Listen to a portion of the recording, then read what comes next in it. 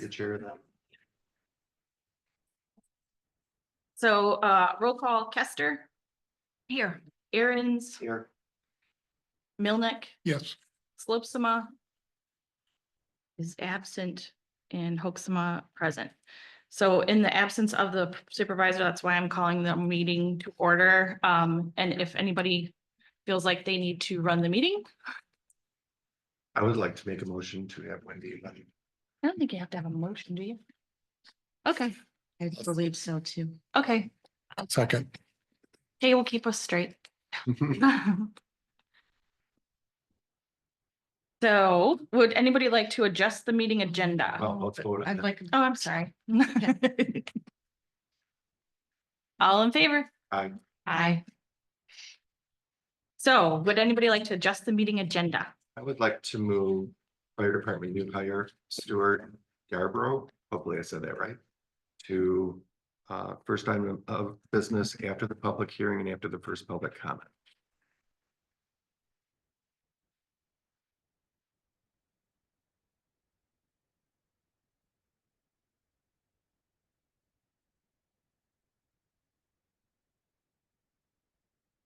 If that's okay with everybody, Why don't we just move the fire report up then? we can. Okay. Does anybody want to change anything else on the agenda?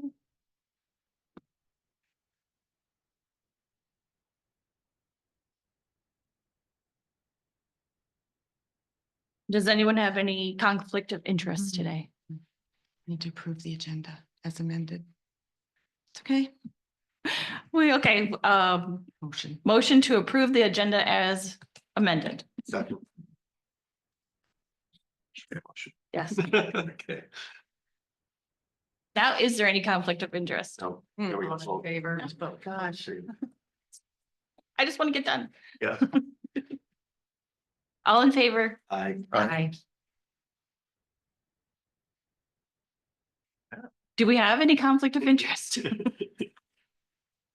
No. No.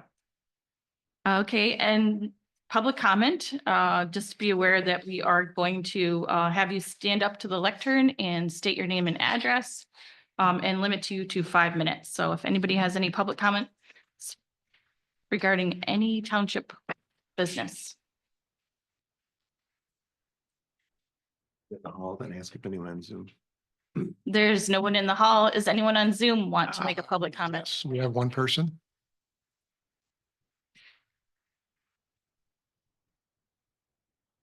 Good morning. Can you hear me? Yes. This is Connie Highmore. Spell my last name Hymore for your recorder. 6761 Bags Road. Happy New Year to the board. Good to see you all. You are now in a position of power. What you say and do in these meetings is recorded in history. People see and hear and believe that what you say is true. It's very important that you state facts with reference, zoning ordinances, general ordinances, MCL numbers, etc. I attended last week's PC meeting on Zoom and was disappointed to hear several members couldn't locate the PC packet for their meeting. They made no attempt to get a copy so they could be prepared and had no idea of the agenda. What a disservice. Back in 2023, the PC rep on the ZBA kept reiterating what he thought was true, but was an error. Even when the people stated facts, which included state statute and Whitewater Township general ordinances, he continued to mislead the other ZBA members. He convinced the ZBA that parcels of land over 10 acres do not comply to the 4:1 depth to width ratio. This mistruth changed the trajectory of the ZBA's decision, resulting in more taxpayer dollars being spent in a lawsuit. At last week's PC meeting, this same member brought the 10-acre subject up. In public comment, I stated the MCL number and general ordinance that support the fact that Whitewater Township does not follow the 10-acre law. The PC member stated that he now understands that to be true. And he only wants someone to explain to him why we don't follow the 10-acre. The fact is that General Ordinance Section 26, Section 7, Paragraph D, says the ratio of depth to width of any parcel, any, created by the division does not exceed a 4-to-1 ratio. Even past zoning administrator Bob Hall stated this fact in a recorded PC meeting. He also stated that local law supersedes state law. Had the past board read and followed General Ordinance 26, we wouldn't be in the Baggs Road lawsuit. General Ordinance 26, Section 9 tells us that the ZBA cannot grant variances on non-compliant parcels of land. We will never understand why the township attorney recommended to the board to send this to the ZBA when our law says it's strictly prohibited. The ZBA should have read that ordinance and sent this issue right back to the board. Instead, they broke another law. My husband, Frank, and I have thousands of hours of research on this subject. It has consumed our lives and continues to frustrate us. If you can't locate an ordinance or an MCL number over this case, reach out. We have most likely found it. We expect that the laws of our township are followed and that the people can count on their elected and appointed officials to do what's right. In closing, I thank you for your service. I can't imagine the mess you are cleaning up just so you can do your jobs. I hope that the path clears soon and you can focus on your campaign promises to turn this township around. Once again, we thank you. Thank you. Any other Zoom? All No, right. no one else has any hands up. So if there's no further public comment, we are going to open the public hearing at 9:08. It's zoning ordinance consolidation and renumbering of ordinances. We need a motion to. Okay, I'll make a motion to open the public hearing at 9:08. I'll second. I think we need a roll call on that too. So roll call, Aaron's, Yes. Here. myself, Hoaxma. Yeah, yes. Milnick, Yes, Kester. Yes. So this public hearing notice, attendees to sign attendance sheet. Is that for anybody that's making a public comment? I think it's anybody in attendance, so that they don't have to make a public comment.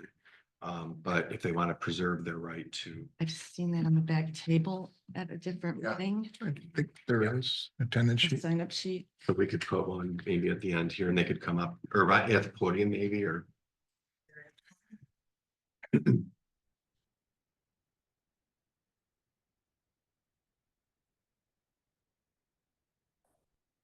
There might be some in the recording secretary box in the kitchen.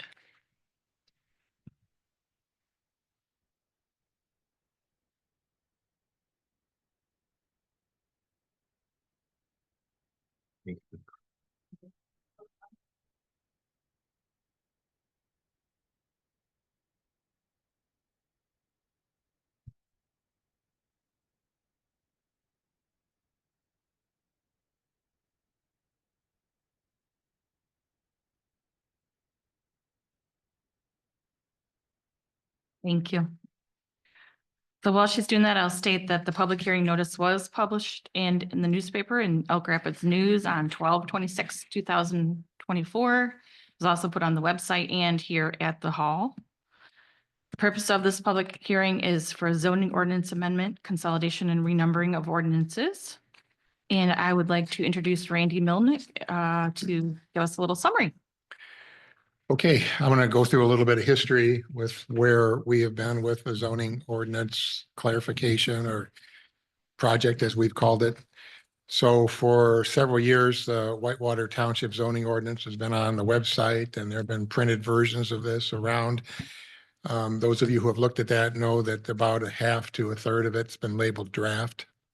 leaving some confusion as to whether you're looking at the final version of the zoning ordinance or some work product.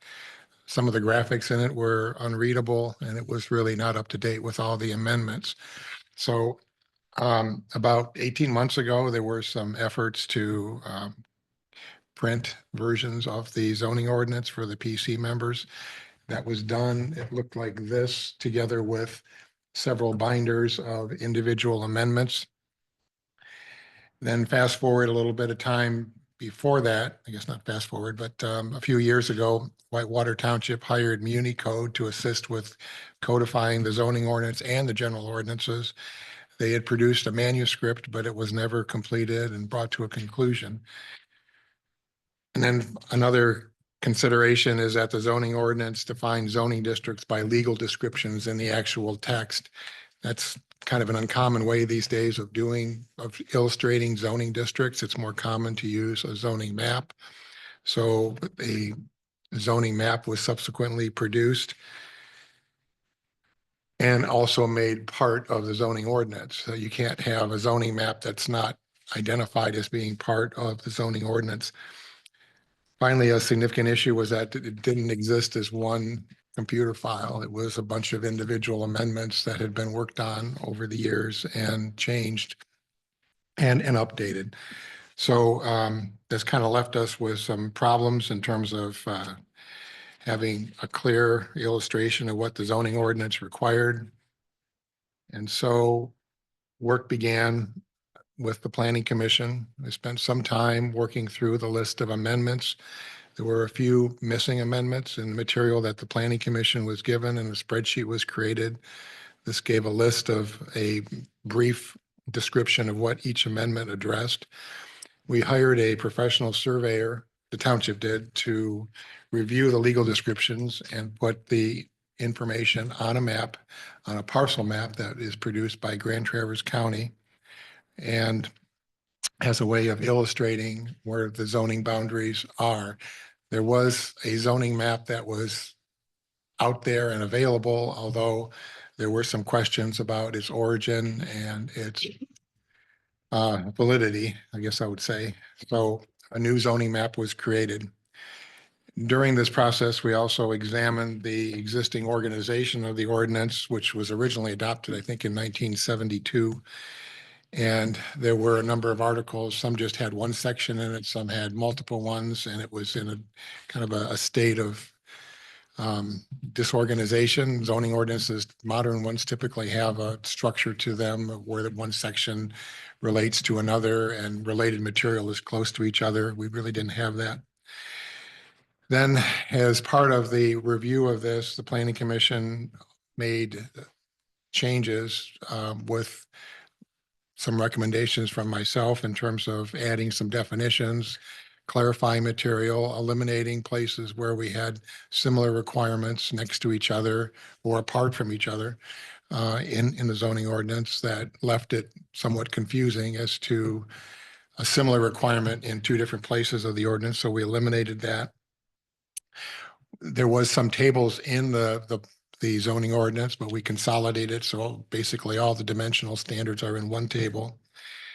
And there was, as I said, some duplication of requirements. So all that work was brought forward to the Planning Commission. At one meeting, I remember in particular, Al Keaton went through a lot of detail, and I think there were 250 different comments or changes or edits that were made, and went through all of them. And the Planning Commission collectively decided that they were all relatively minor. There were clarifications of material, not changing the intent of the zoning ordinance, not moving it from adding requirements, or it was mostly a clarification effort. So a draft was produced. The Planning Commission did hold a public hearing on this back in December. And there were no people attending that session. We had no written comments, no in-person comments. That night, however, was a snowstorm, and there was some concern that there was maybe people didn't come because of that. So it was decided that we should have another public hearing at the town board level to make sure that there aren't any other comments out there that need to be addressed. So that's what we have here is another public hearing on this zoning ordinance. I should emphasize that the intent here is to keep this as, we use the term in the planning commission, content neutral as possible, and to avoid making any substantial changes to the zoning ordinance so that we can use this now as a better foundation to build more substantive changes to the zoning ordinance. There's a whole list of things that flow from the master plan, as well as some legal advice that we've gotten to address the zoning ordinance and bring it into better compliance with the Planning Enabling Act, or the Zoning Enabling Act, rather. So that's where we are. In the material that was posted, we had a clean version as well as a marked up version. There's also a copy of the zoning map as it exists now, and also a key to show how the ordinance is reorganized. So you can see what the old sections were versus what where it is now.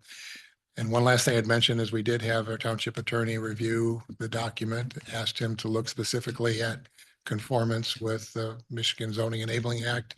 He came forward with a number of changes that were made. And there are also two other changes that have surfaced that we can get to after the public hearing that need to be made. And I can go into those later. So I don't think we have any written comments that were received, not that I have known of. Is there any public comment on anything that Randy just said? Anything on Zoom? Linda Slopes. Linda, you have your hand up?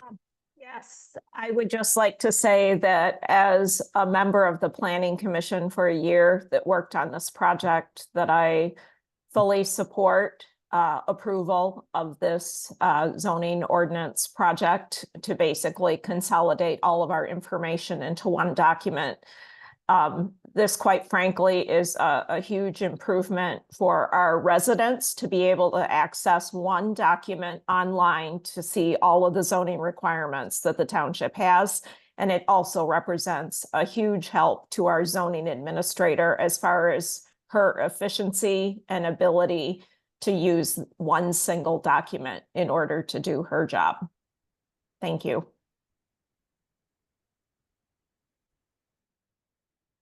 Any others? No. At this time, we're going to close the public hearing at 9:19. We can make a motion. I need a motion. So moved. All in favor? Who's the second? Sorry. I think Linda has her hand up again. Linda, do you have your hand up? That was a mistake. Okay. Was it Milnick seconded? Or were you talking about? I wasn't sure if she was done with her comment, that's all. I'll second the public hearing to be closed at 9:19. A vote for me, please. All in favor? Aye. Aye. Okay. Now the motion to approve the amendment. Yeah, there are two other changes that surfaced after the public hearing from the Planning Commission. The first had to do with on page 1313, section, and it relates to section 13.17D. We need to add campground cabins shall not exceed 650 square feet of floor area, including covered porches. That's an existing requirement that was in one part of the zoning ordinance. It relates to both family campgrounds and to commercial campgrounds. It was moved to family campgrounds, but not to the commercial one. So that change corrects it. And the second change was recommendation from the township attorney that came through yesterday about the enactment and effective date. It is section 1.08. And I'll read it into the minutes here that says section 1.8 should be reworded as followed. Enactment and effective date. The provisions of this ordinance are hereby declared to be necessary for the preservation of public peace, health, safety, and welfare of the people, and are hereby ordered to become effective 7 days following publication of a quote notice of ordinance adoption in a newspaper circulating within Whitewater Township unless referendum procedures are initiated under MCL 125.3402. If referendum procedures are initiated, this ordinance will take effect in accordance with MCL 125.3402. The effective date of the zoning ordinance is blank. Well, that will be determined at a later time.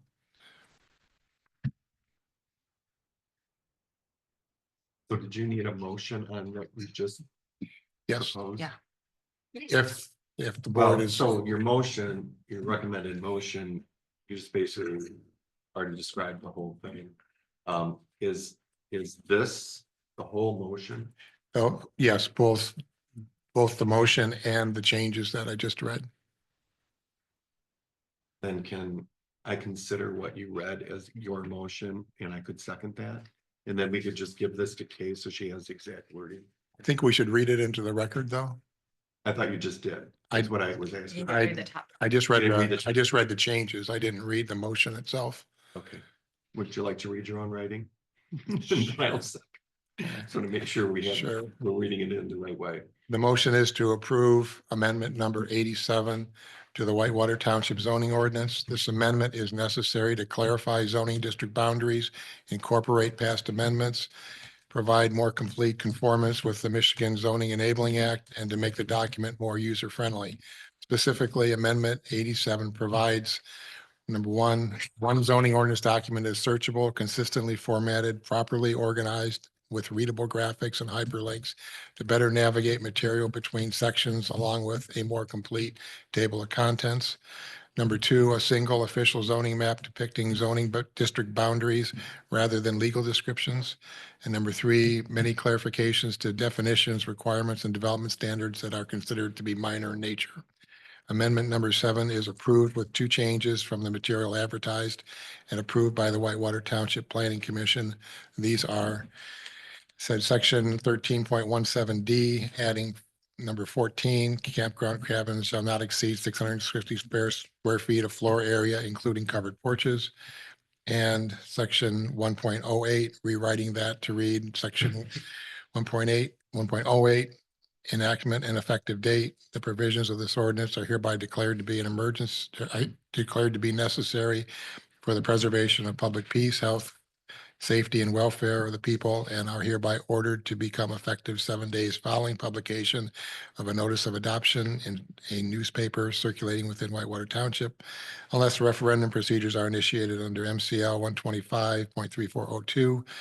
If referendum procedures are initiated, this ordinance will take effect in accordance with MCL 125.3402. The effective date of this ordinance is blank 2025. 7 days after publication. Yes. I'll second. Do we want any discussion? Well, it's seconded now, but I'm Okay, unless somebody else. does this need a roll call? Yes. Okay, Milnick, Yes. Aaron's, Yes. Kester, Yes. Hoeksema, yes. So moved. I just want to echo Linda and just saying what a monumental task this was, and thank you. What a huge improvement for efficiency in our township. Good job. All right, so moving on, we're gonna move to the reports and presentations of our audience and to the fire report from Chief Morgan.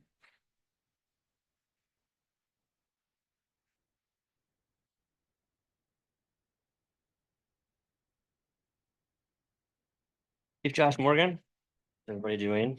So I included in this packet this month, just our annual report based on our last year's worth of data. Kind of some notables were just the increased call volume. We're up 22% from last year to this year. So a lot of that had to do with assisting MMR a little bit more with medical runs, with lift assists. So that kind of, they'll call us for that to help. Some things for this month, you know, we're already 7 calls into January, which we're trending towards being at that 11 to 15 calls. So the trend is still, we're just getting busier. we are adjusting our training schedule, so we're now not on Mondays, we're on Tuesdays. That's to facilitate our two employees that are in Fire Academy. So Fire Academy is Monday, Tuesday, so we've adjusted our trainings till Tuesdays at 6 p.m. So that gives them 3 days in a week to practice the same skills. So we're actually scheduling and structuring our training around what the Fire Academy's trainings are as well, so that they get a little bit more in depth. And it allows me to allow my senior firefighters to kind of go back to the basics a little bit and kind of do what we did when we started so many years ago. Connex box build out is starting to take shape. We've purchased the lumber. It's going to be a bedroom, 11 by 8 bedroom in the back portion of the Connex box, and pallet maze in the middle, and a forcible entry door at the front, so they can practice doing search and rescue evolutions. Other than that, it's just kind of been status quo, just working on, we're working on annual report, just submitted the budget this morning to Tim for 25-26, version 1 anyways. And else, still working on standard operating procedures and guidelines, like I had stated in my annual report. That was kind of my next big task. Ours are from when we were built in 2018, as Whitewater Township Fire Department. We kind of cherry picked SOPs and SOGs from surrounding jurisdictions and kind of piecemealed it together. And there's some wording that still kind of incorporates rural fire and some things that aren't really effective anymore. So I've started that process of starting with administrative and moving through there. We have 45 or 50 SOPs, and I'm already at 25 new SOPs. It's going to be a much larger document, a little bit more thorough for the department. So it's kind of a big undertaking. So that's taking up a lot of my time at the current moment. So I'm sorry, I've not been able to get back to those, but It's- the budget's a priority right yep, now. no worries. Yeah. So you guys have any questions for me? Thought it was very well written, very, very informative. Yeah, I left a copy on the table for the public as well. So Very good. thanks. I do have a question though about the packet material that we get every month. It seemed to me, and I don't know if it was just, it seems like a lot of these charts and things are duplications. It was just something I noticed, like the number of accidents, number of. From like the MMR one. Yeah, that's probably what I'm thinking. Yeah. More, not so much yours, but I mean, you put the MMR stuff in for them, right? Nope, that's No, sent from okay. MMR. Yeah, Oh, it is. whichever sheriff's office and MMR submits their own reports. So one question I have though on the calls that you have. We have, accident and arrest statistics and all of that. Now that's coming from you, isn't it? Nope, Or is that- that's sheriff's not you? office. Yep. Okay. But there was one, and I can't find it right now, where it showed that there was, I was on our report, but that we used our equipment to respond to something in Leelanau County, which to being very odd. So that was, that's called a MABUS call out. So we're part of the Michigan Mutual Aid box alarm system. So it is, there was a large scale incident that happened in Wexford County. It was a junkyard fire.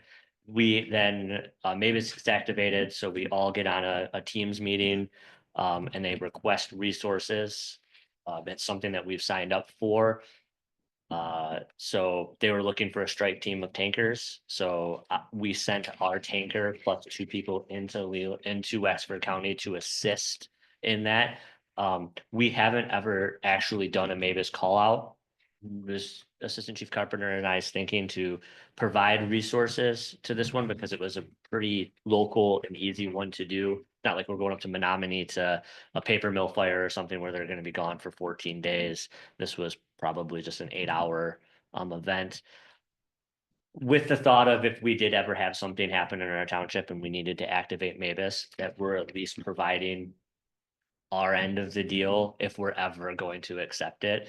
So, we don't have the manpower to really typically fulfill the resource requests that they're looking for. But this was one that we were able to fulfill the resource request. So we decided that it was a good neighborly thing to do to provide resources for an incident that was a larger scale, that was stripping Wexford of all of their resources, and they were still getting calls. So we were just trying to alleviate some headaches that they may be facing. So it's like mutual aid. It is, yep, yeah, it's just, and look, for example, the paper mill fire that happened in Menominee, that was a Mavis call out where they got ladder trucks from southeast Michigan, they got engines, like the tornado was another example, that was a Mavis activation where they asked for resources, and then they, we have a meeting and we see what we can provide. I reach out to my staff and see who's available, and then our equipment's not really, they typically ask for 4 people in a truck. And our trucks are only 2-seaters, so we typically can't fulfill the request because our apparatus don't meet the requirements to fulfill the request, but they made an exception for this one because they needed water. So, yeah, Thank you. And you introduced your new hire. yeah, so I'd like to bring up Stuart Yarborough, I can never pronounce Yarborough, I could never pronounce his last name. Stewie to me. So this is Stuart, he is interested in joining Whitewater Township Fire Department, so I'll cede the podium to him. Yeah, if you could just introduce yourself with, I understand from what I read that you have already gone through some training levels, so if you could just describe. So my name's Stuart Yarborough, moved up from downstate. I was on Columbia Township for about 3 years. I have my fire 1 and 2 with hazmat, all my driver's training, and then wildland firefighter, and I'm also a pump operator. And then I've also got my EMTB license. Nice. And you live in the township? I live in Boardman Township. That's right. That's so important. Okay. So we have somebody now coming from that direction that can get to people quicker. Yep. So good. All right. Welcome aboard. Thank you. Thank you. I make a motion to appoint Stuart Yarborough to the position of firefighter with the Whitewater Township Fire Department. Anybody want a second? I'll second it. All in favor? Aye. Thank you. Welcome. All right. Yeah, Things for the motions. so it doesn't look like we have any County Board of Commissioner representative today. So Planning Commission report, Randy wants to talk some more. Okay, Randy, your Zoom is recording, isn't it? yes, Okay, good. yes. Recording to the cloud. Okay. So I've got a fairly lengthy report here, but there's a lot going on. So let me kind of walk through it here just to make sure the planning or that town board is current with what's going on with the planning commission. The first is they had a new election of officers as they do at the first part of the year. Keith DeYoung is our new chair. Vice chair is Reen Stratton. She's a new appointee, and Denise Peltonen is secretary. There was they just met last week, so there's no time to really get a written report into the packet, but they started working on the budget and plan to finalize that next month. There isn't really a lot of, there's a few questions that are outstanding yet on some of the costs. They approved the meeting schedule for the year and also are working on an annual report, which is a requirement of state law. Also, planning commissions are supposed to do an annual report to the town board, telling them what's been done and what's ahead for the future. On the zoning, as you know, they had their public hearing. You just had yours, and their next step is to work on more what I would call substantive zoning amendments, taking several of them probably individually and moving them forward. We have a long list of amendments. It looks like this. It's still evolving. Some of it is from the master plan. Some of it is from the township attorney. And then we know there are some general ordinance issues that need to be addressed as well. Speaking of the master plan, it went through its 63-day comment period. The state laws extends a really protracted period of review for master plans, and one of which is that you send it to adjacent jurisdictions and they have 63 days to comment. That concluded just before Christmas. The planning commission got one comment from East Bay Township about potentially coordinating some non-motorized transportation planning in the southern part of the township because they're looking at something very similar. There might be an opportunity to collaborate with them and that kind of planning work down the road. Then there were also comments from the former supervisor, and those comments were all sent to the planning commission members individually. But then they considered those and made a series of, I think, 8 or 10 changes based upon those comments. So the next step in the process, according to state law, is a public hearing, which will happen in February. The comments that were made and edits made at the last meeting will be reflected in a new draft to be coming out this week or early next week. And that'll be the subject of a public hearing at the planning commission meetings in February. I should also mention too, there's an issue with regard to a former township board resolution. The Planning Enabling Act says that a township board can decide to be the final approval authority of master plans, or they can leave that with planning commissions. In 2008, there was a resolution passed by the township board that said that they retained the authority to be the final approval of a master plan. However, that resolution was done before the new Planning Act was adopted. And there's some errors between what's required then and what's required now. So I've sent that over to the township attorney to ask for his review of a new resolution, leaving open the question of whether the town board wants to be the final approval authority of a master plan or not. So that's coming your way in February, at your February meeting. And then secondly, or thirdly, at the last planning commission meeting, there was discussion about a joint meeting between the planning commission and the township board. Those have happened in the past where it's an effort to try to make sure that what the planning commission is working on is consistent with what the town board thinks are priorities. And so no dates have been proposed. That's something that they would just like to have to make sure that we're not, again, just working together. And there were, in my involvement here, I think two joint meetings that happened, which were very productive and very helpful. Another item is hiring another planner to help with the zoning amendments. That was discussed at the planning commission meeting, and the thinking is that we would do a similar RFQ that we did before for engineering, that we can prepare that. I'd hope to have something done for today's meeting, but that didn't happen. Just ran out of time. But so that's going to be worked on and likely coming forward to you for review. So that was, you're not considering an employee then? It's What's that? just contract service. Yes, much like As the, needed. Okay. yes, right.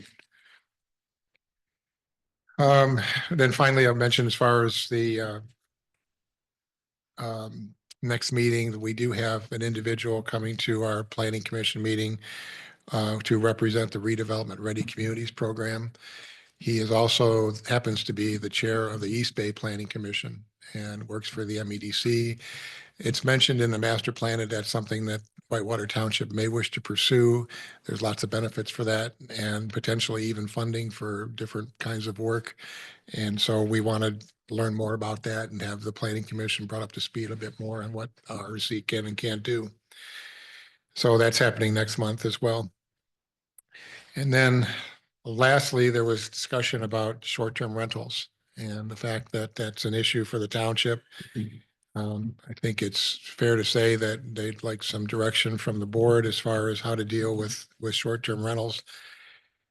And whether that's a township board-led initiative or whether that's you want that to be a planning commission initiative. I know we've had some conversations in the past about appointing a subcommittee to look at this whole issue.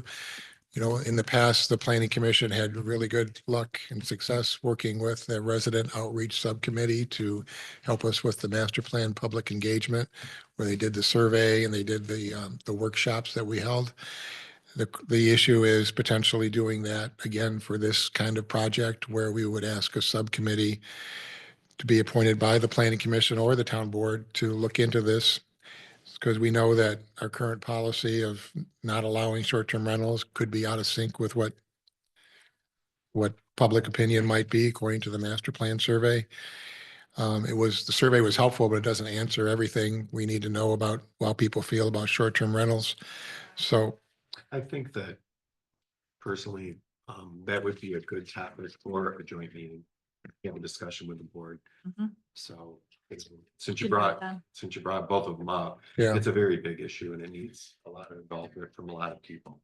So yeah, very much so. And it's important that we're all on the same page about how to approach this. And if there is a committee appointed, then what kind of parameters would they operate under and how long would they have to come up with a recommendation and what kind of support we'd give them to do another survey or have workshops or whatever. So, but we need some closure on that issue and it's out there. And I know it makes Deb's life difficult and there's questions about enforcement and all that sort of thing. So, there's a lot of sample ordinances out there locally that we can look at too. there is, and there's two tracks. You can either go you can look at zoning, you can look at a licensing system or a combination of both. So there's, Definitely discussion for the joint Yep. meeting. Yeah. Okay. Alrighty. and then lastly, the subject of private road ordinances have come up and the planning commission has briefly discussed that. We did find out that that Gordy Fraser, that's the firm that was hired to help the planning commission with engineering, can provide some help to us for that for a relatively small cost to come provide some sample ordinances that we can look at and come up with why you need more clearly why you need a private road ordinance. What are the basic elements of it? We don't need anything extensive and elaborate, but there's some vulnerability I think the township is under right now by not having that. We had it in the past, but it was repealed. And then efforts to get a new ordinance fell short. And so we're left without a private road ordinance. So quick question on that though, just for clarification for the public. You're talking about new roads that are private, not existing ones? Correct. Okay. Yes, new construction of private roads, which is fairly common when developments are Right. proposed. Okay. The question is, what standards are they built to? I mean, granted, they're privately maintained, but what standard is the developer building those roads to? And there's standards that are out there, but we need to make them Whitewater Township standards, not Road Commission standards, not East Bay's Townships standards, whatever. So expect some pursuit of that to try to get that conversation started about private road ordinances. Thank you. All right. Next we have up our park manager, Mike Dwyer. Okay.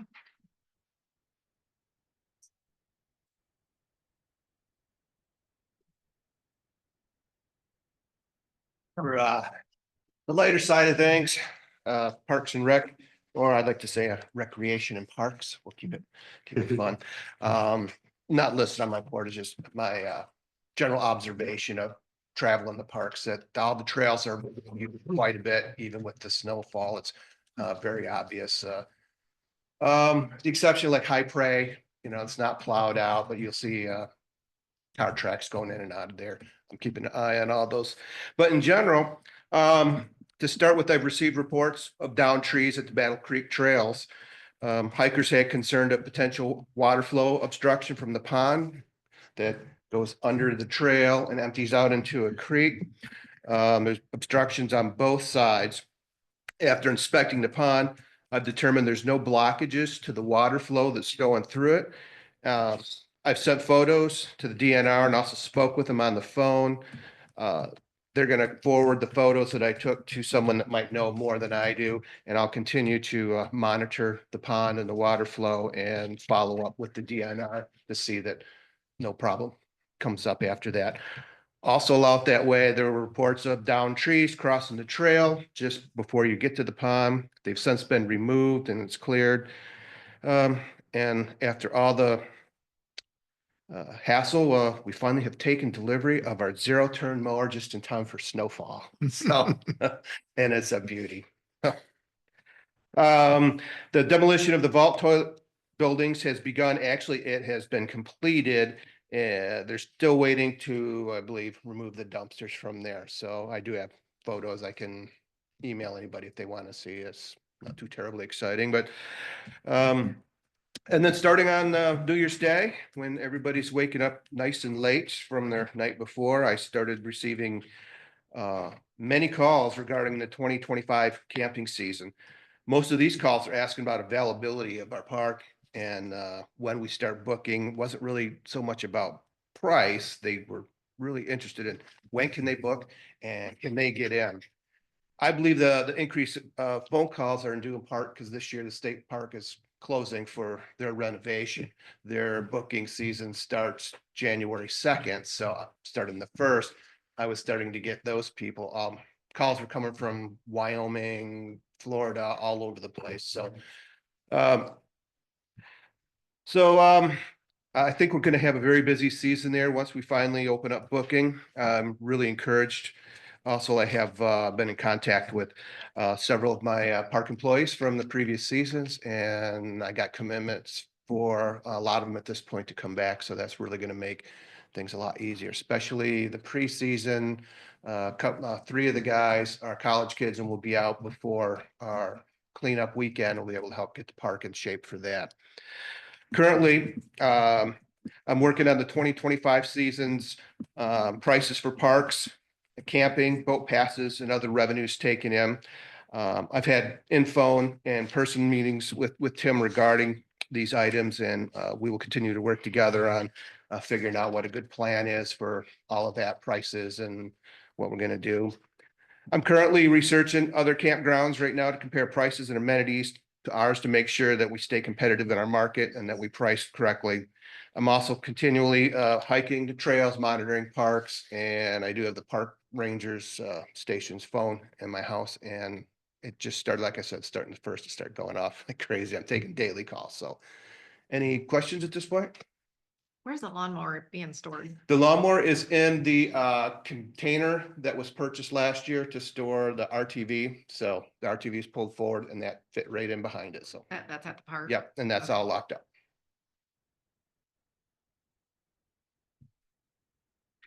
All right. Thank you, guys. Thank you. So you'll have information for me soon though on the stuff, the rates and everything. right? Yeah, well, actually, if I can sit down and talk some more with you, just so Okay. I have some more thoughts about it. So, Okay. Great, thanks. All right, moving forward, Deb Graber with her zoning reports. Good morning. I don't think you guys got my annual report, my little breakdown, or did you? Yeah. Did you? Okay, good. I summarized my annual report, gave it to the planning commission. We had 85 permits, 10 of which Bob Hall did first quarter of this year. But it was a really busy year, but I also wanted to show kind of the last 5 years of what the pattern has been. Because everything is kind of on the rise. DG Markets is scheduled to open next month.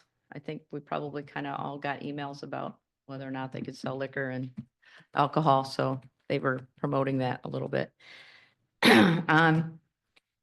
Short-term rentals, I know that there's a property on Elk Lake Trail that was sent to the attorney. The attorney got back to me, followed up last week and said he was waiting to hear back from the township board.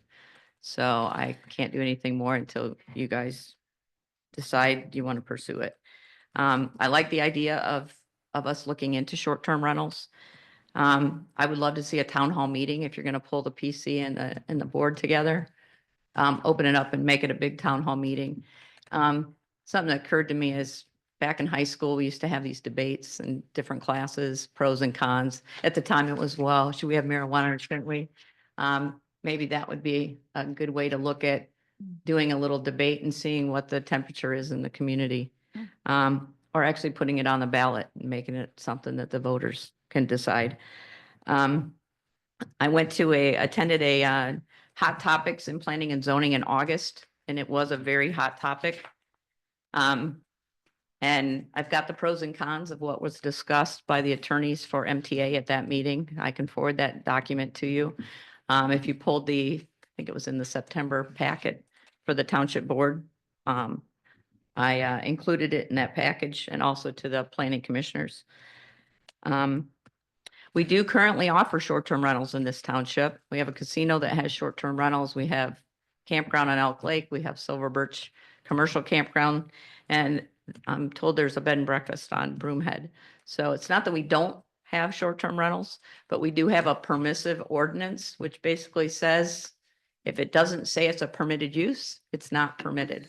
So you either write an ordinance that supports it and permits it, or you enforce that you don't. You support what's on the books, and we don't have anything on the books that says it's an allowable use except hotels, motels, bed and breakfast, campgrounds. So as you look at short-term rentals, please look at the enforcement process. That if you do pursue going with short-term rentals, and I went to a meeting last week with MTA, and there's only 5 townships in all of Grand Traverse County that actually offer short-term rentals.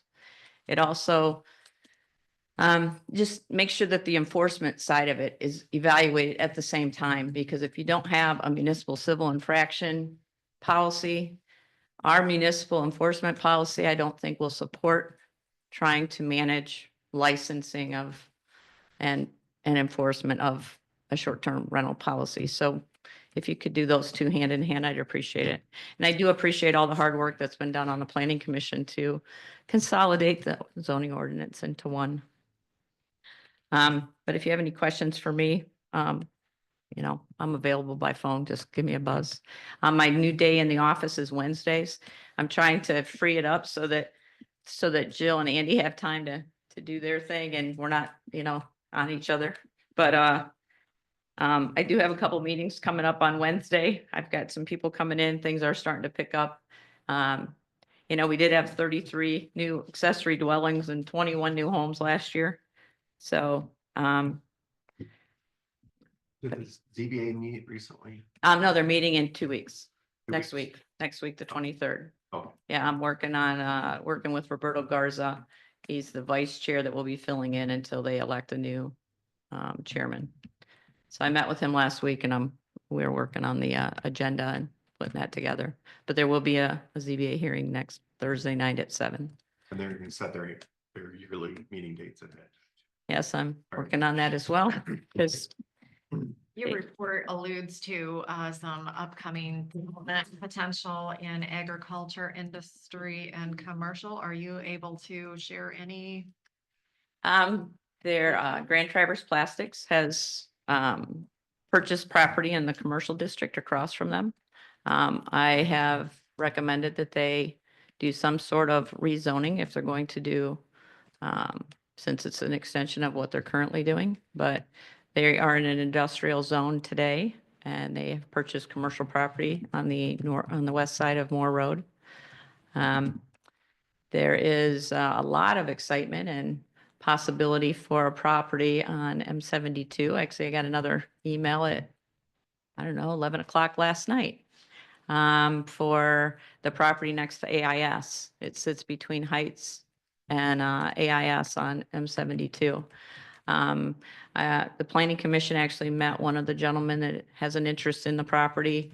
He works with Bay Disposal and he is wanting to come in and clean up the property. It does have some radioactive material on it from the pipes that they have pulled out of the grounds. But there's a DEQ issue at the property as well. The Williamsburg Vet Clinic that's just east of here is looking, they are anticipating probably having a hearing at next month's PC meeting. They want to amend their special use to include a back room event space. So I'm anticipating getting that information in the next couple of days. Those are the ones I'm kind of aware of. I'm sure there's others that are lurking out there, but I haven't heard about them yet. But those are just some of the things that are coming. There's a lot of people looking at our community. The fact we don't have short-term rentals, we do have space where young families can come and purchase homes, get established, and it's not that far from Traverse City to commute to work. But bringing short-term rentals into a community kind of eliminates that, kind of closes the door. And I'd hate to see all of our lake frontage start belonging to LLCs. So just something else to think about. Not that I have, I'm gonna enforce whatever you guys put on the books, but it needs to be in writing and on the books of what I enforce, so. Any other questions? So I think one of the most telling things in here is that land use permits doubled from last year to this year. I mean, that's, and then you look at site plans are up. Land divisions are up, all of it, you know, it's Which, really a sign of the times, I think that, we're being more and more development pressure. Which makes me think, do we need to rethink your contract, your employee contract? mean, I don't you have a enough contract. hours? I'm an employee for the township, Okay, so. so yes. No. Well, it is budget time, so, Right. if you could export my budget out of, into an Excel spreadsheet, that would be really nice. And then I could just see where we're at Yeah, year to date and then do a projection. okay. Probably the only thing that I think was really off in the budget when I was hired was mileage, I think was set at like $500. And I thought, how am I supposed to look at every site 3 times on $500 with the rates today? So that's probably one Mhm. area. But I do go out and look at the sites before I write the permits. I go out when the footers are poured and I go out for a final inspection as well. Mhm. So anyway, I got 2 to look at tomorrow. So, Thank you. but hey, it's all part of the budget process. So we all go through it Mhm. every year. So, but no, it's busy. There's a lot going on. And so if you have any concerns from the public, please let me know. Okay, thanks. Thank you. So moving on, consent calendar. I'll make a motion to approve the consent calendar as presented. We probably should note that there's a couple missing reports on this. Like historical society report. Yeah, usually they would say like none. Yeah, or there's no supervisor report. I think they're all like placeholders. Yeah. I'll add none when we Okay, just address each one as we go, and I'll just say none. Yeah, it's hard to tell what's missing and what's Yeah. not. it's actually a supervisor report, the PC report, but you've already kind of covered that. A historical society report is not there. There's no actual PrAC report, but it's been covered by the manager. So I think the main 2 are the historical society and the supervisor. So as amended, I just adjusted. Okay. I'll second that.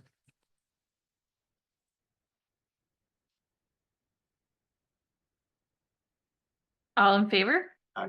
Aye. So correspondence is in our packet. I don't know how much we need to talk about this.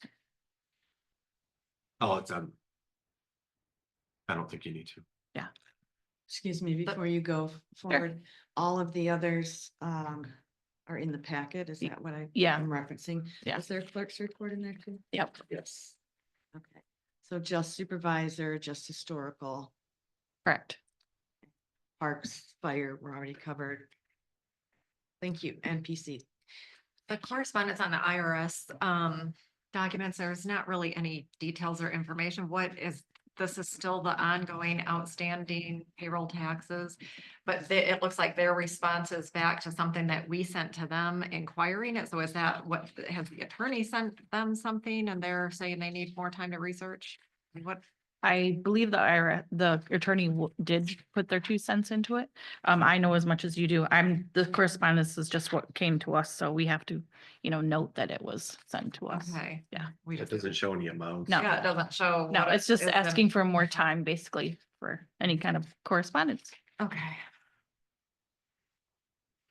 Does anybody have any approval amendments for the minutes? Oh, excuse me, could I just ask, you're just noting the Highmore correspondence? Yep. The 3 items here? Yep. Okay, thank you.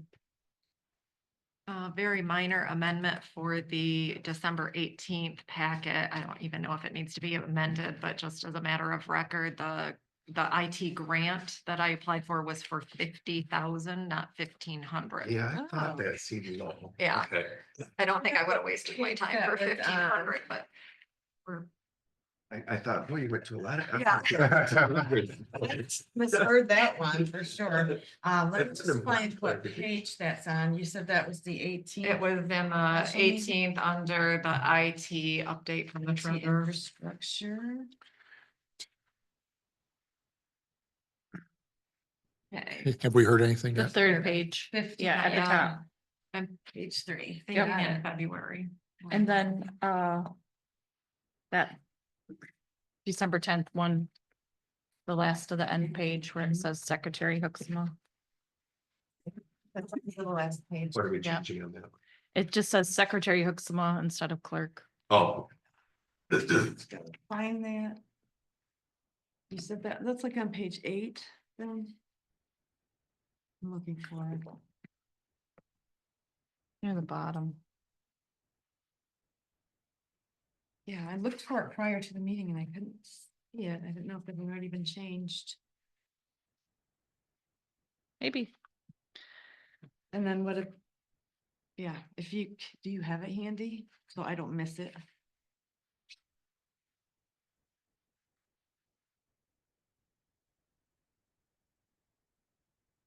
My papers, that was bad move. Gosh, and you know what? I need to add one too. I need to change or correct the date on the footer on the bottom of this. Did not get changed. It reads December 2, should read December 10. That is my apologies for that.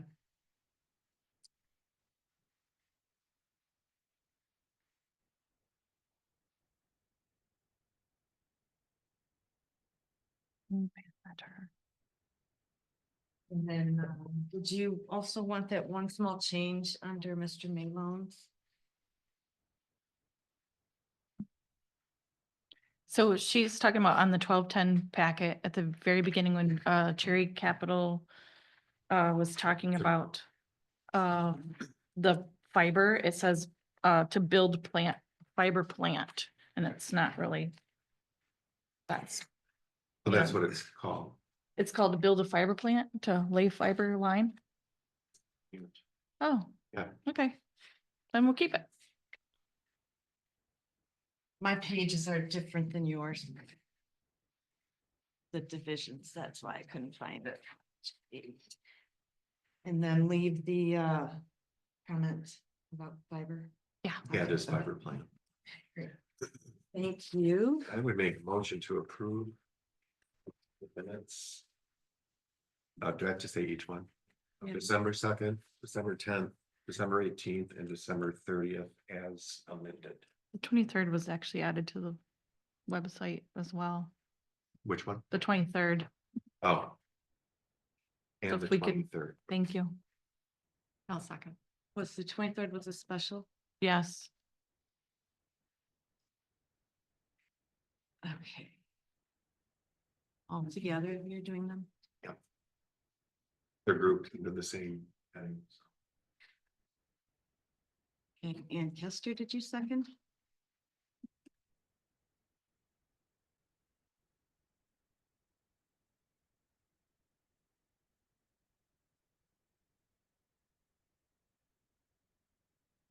All in favor? Aye. Aye.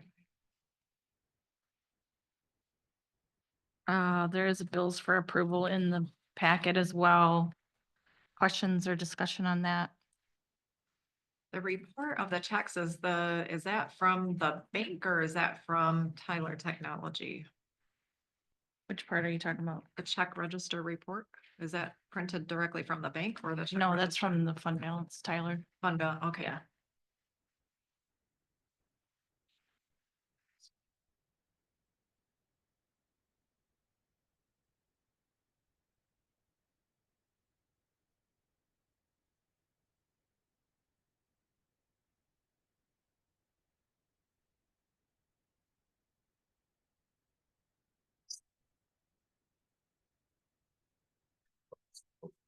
Correct. Believe so. Anybody like to make a motion to approve? Pages 5 and 6 of 97.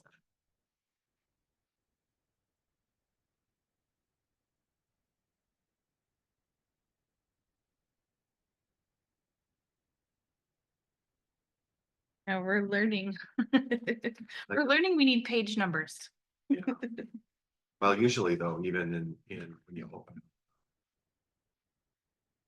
They're supposed to tell you what page you're on. Right. Oh, there, okay, now it is. You said it's on page 5. I see it now. Thank you. Okay. New computer, just learning. Okay, did you make the motion? No, I asked for one because I don't feel like it's appropriate for me. I'll make a motion to approve the. They've already been paid, so. I'll second it. That was a motion to approve bills payable? The bills paid. Okay, bills paid. Yeah. Yes. Okay. Thank you.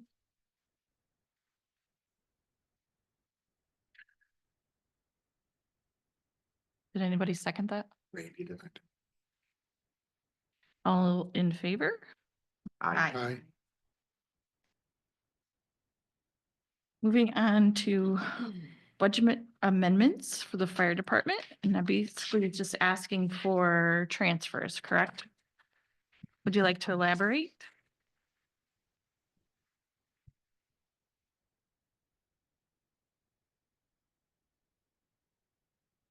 So yeah, I'm trying to be intimate with my budget, knowing where things are at. The first one is, make sure I have the first one here appropriately. Is for the Thomas Cosgrove Foundation grant that we received. So that wasn't budgeted for. So we're taking money into our revenues, but it has nowhere to go for expenditures. So I just wanted to make sure we were referencing that correctly. Moving that to our turnout gear line item 206-336-745. And then there are some supporting documents with the cost of those that equipment. It's something we've already voted on as a board to approve the purchase. So this is just more of a formality to make sure the budget shows appropriately. The second one is reallocating $9,000 of my salary line Well, item. can we take these one by Oh, one? yeah, Just, let's do it. Yeah. you know, yes. Yep. Let people make motions, ask questions. We have 3 of them to Yep. do yet. My only comment on this is that, and it was. I don't know that it's always been done, but with grants, different people are trying to get the 2% grant or another grant like this one. I think the board should always approve accepting a grant. You know, it's fine to go out and look for grant opportunities, but sometimes you may not want to accept a grant depending on maybe it's you know, not really that much money and the reporting requirements are cumbersome or whatever the other requirements are within the grant. You may find that it might not be worth it. But I always do think that the board should approve accepting a grant. And with this one, obviously it was more, they were allowing for more. I was just trying to think, what did you and I talk about that? You asked me, should we not budget for grants? Because I think that's happened in the past. That- They would kind of estimate, oh, Yep. we think we'll get maybe 10,000 in grants, but from what? You don't even know at that point when you're making a budget. So I do agree with the chief. I think it was always assumed because, knock on wood, we've always received the 2 cycles of the tribal money, the 2%. And so it was just always assumed that that was going to be around that $10,000 budgeted. But sometimes, as in this year, we're above and beyond that. And that's, I think the best process is to not budget for anything when we get it. Then we come to the table here and say, hey, we got a $13,000 grant for AEDs. We need to put that into capital expenditures. And then we make those amendments as we get the grants, because some of the grants aren't executed until, you know, maybe I apply for a grant this month. Maybe it's not executed until the next budget cycle. I don't think you can legally apply for a grant that's already been budgeted for. So I'd like to piggyback on something Tim said, though, and I'm not sure it's applicable in this case because I'm not sure exactly the parameters of the grant, but I wonder if in some cases the town board should approve the application for a grant, especially when there's a local match involved. Yeah, usually it's been like for the 2% tribal grants, those are, they have to have a supervisor signature. So the supervisor's typically reviewing those ones. This is more of a foundation. This isn't, this is a grant, but this is more of a local resident with this foundation donating Donation, money. yeah. I just called it a grant because Hmm. we're just, Yeah, it could be called a purposes. donation. It could be called a donation, but And I know in the motion, so here's a question, because I thought I heard something, that, was this already purchased and Yes. paid for? Then the motion that we put together, the bottom part doesn't really have to apply. As far as issuing a purchase order, because it's already paid for, so. I would just like to make a motion to accept a grant from the Thomas Hasgrove Foundation, in the amount of $2,395. Return out gear for the fire department. Further, the board approves a budget amendment to increase grant revenues in the fire fund in the amount of $2,395. Respectively, increases budgeted expenses line item 206-336-745 in the amount of $2,395. I'll second.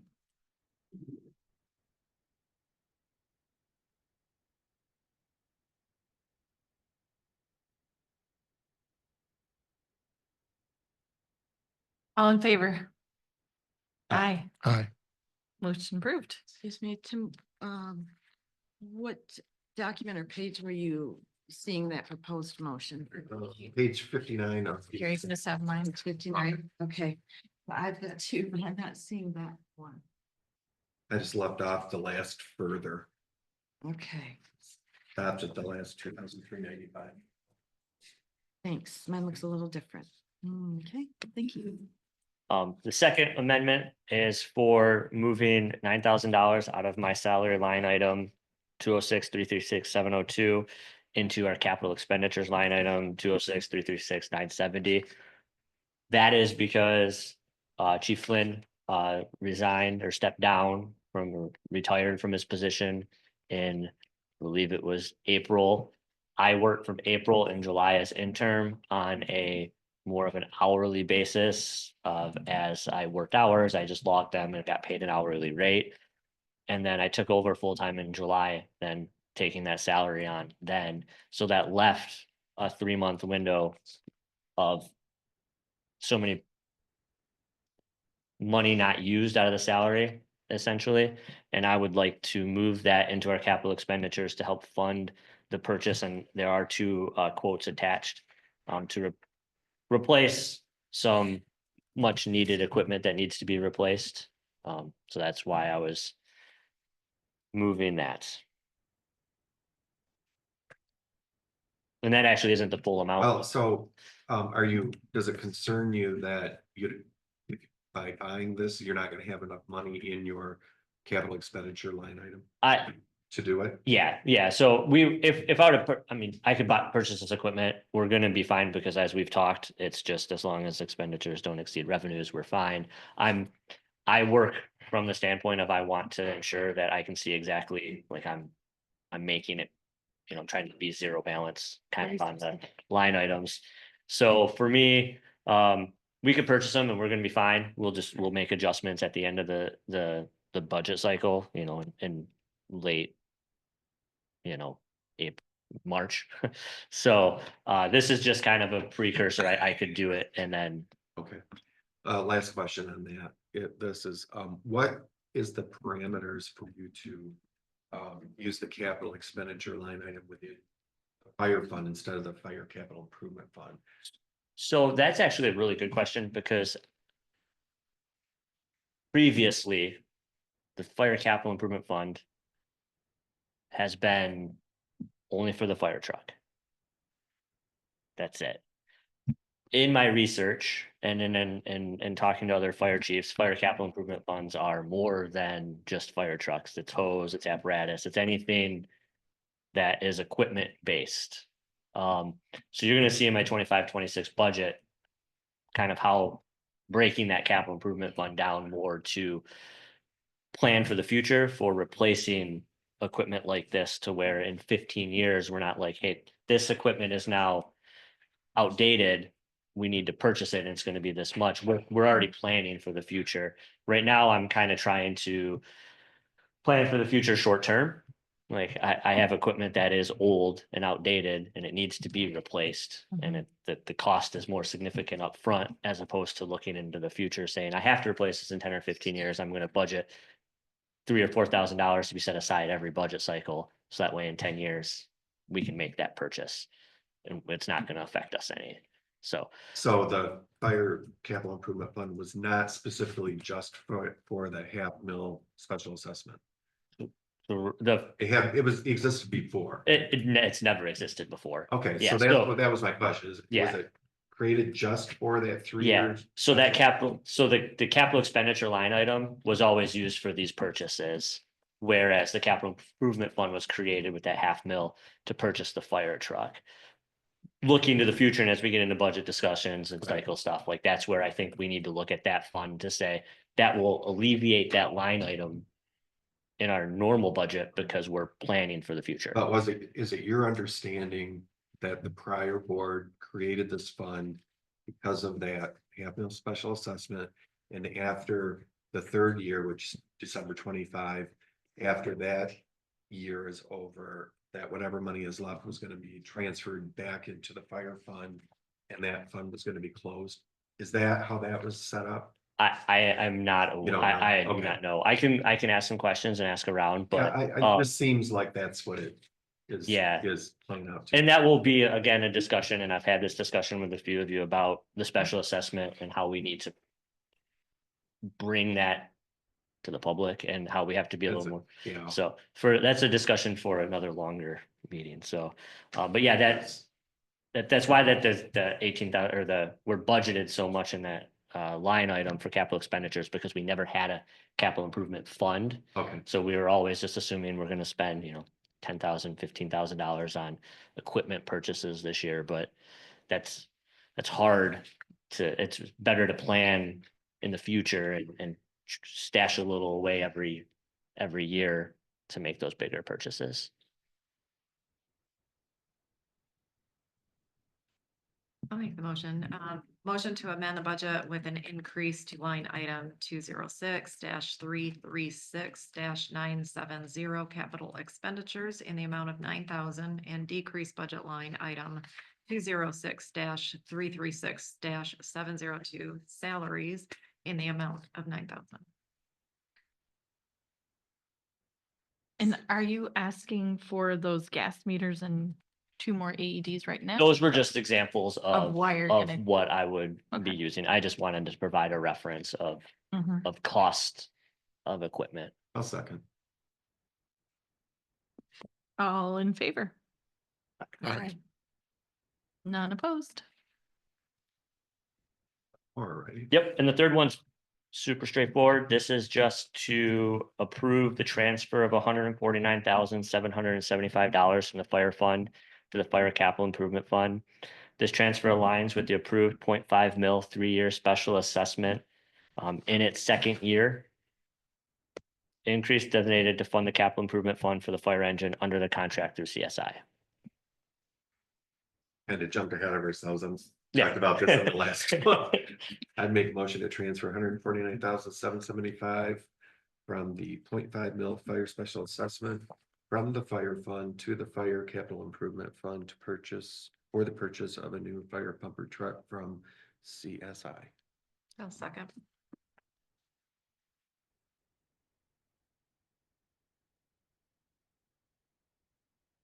All in favor? Aye. Aye. Motion carried. And then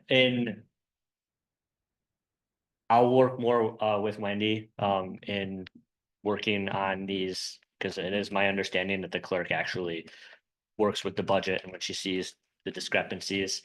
So if I notice something, I'll actually talk to Wendy first to see if it's something we need to do a budget amendment for, or if we just leave it and then we maybe have a negative balance in a line item, but we have a positive somewhere else. So. Right, I think, it's a budget as a guide. You can't possibly, like the mileage example that was brought up earlier, obviously it's gonna be over the $500. But if you're still okay within your budget as a total, then it may not be as necessary. Yeah, yeah. just trying to clean up some things before end of year, so we're not doing so much at the last board meeting, so, but that's all I have. Yep. Thank you. Next item on the agenda is a revenue and expenditure report, which is missing and pending. That will be next month. Unfinished business, a zoning ordinance amendment Care consolidation. of that? What? We took care of that, didn't? Okay. And we also have a BSNA. Well, just, I thought that we only approved just the change of these two sections. No, No, we we did all. We did the All of it, motion to yep. the entire thing? Yep. Oh, okay, all right. So the next thing on our agenda is the BSNA proposal that Jill, the treasurer, and I have been meeting with BSNA. And Jill, do you want to talk about that? Yeah, gotta go down and find Is it that here. still under new business or unfinished? It's unfinished. Yeah, it was on our previous minutes before we were talking to them.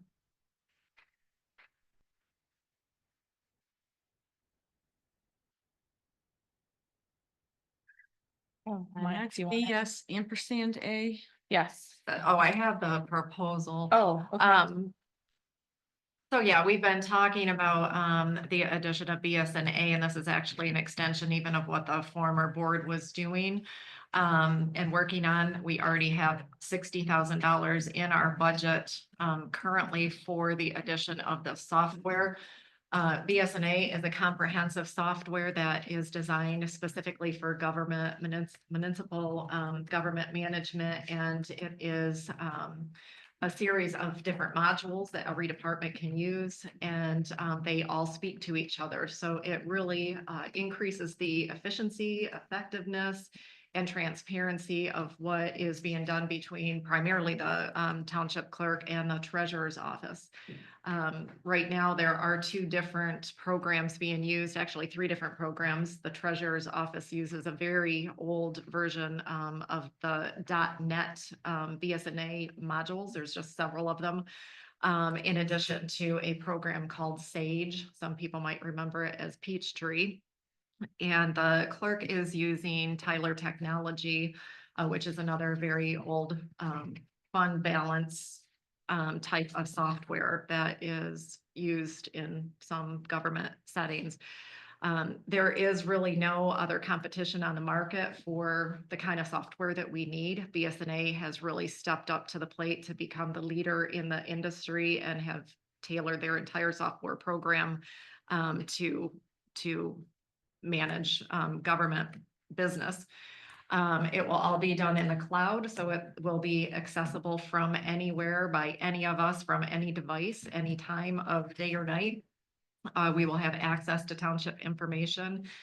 The I'd like to- proposal, You should add to that, the cloud makes the public be able to pay their taxes online. yeah, we will see a lot of upgrades with the addition of, being able to take credit card payments, and the public will have access to be able to go right to our website and click a link to view and pay their taxes right online as well. The total proposed amount actually came in a little bit less than what was proposed last March to the former board. The proposed amount is $54,525, and then there is an additional expense of $5,045 for the travel and training expenses of their staff to come up and train us. Also, what was on the very back page of this budget, there will be an additional, probably under $2,000 of hardware costs that we will cross that bridge when we get there.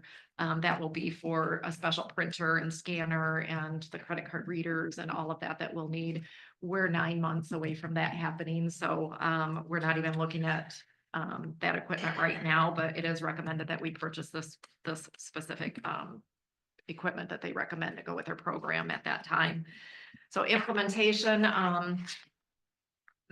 once this is approved, they can start in 3 to 4 months with converting the old .NET versions that I have in my office to the new cloud versions and upgrading that whole system.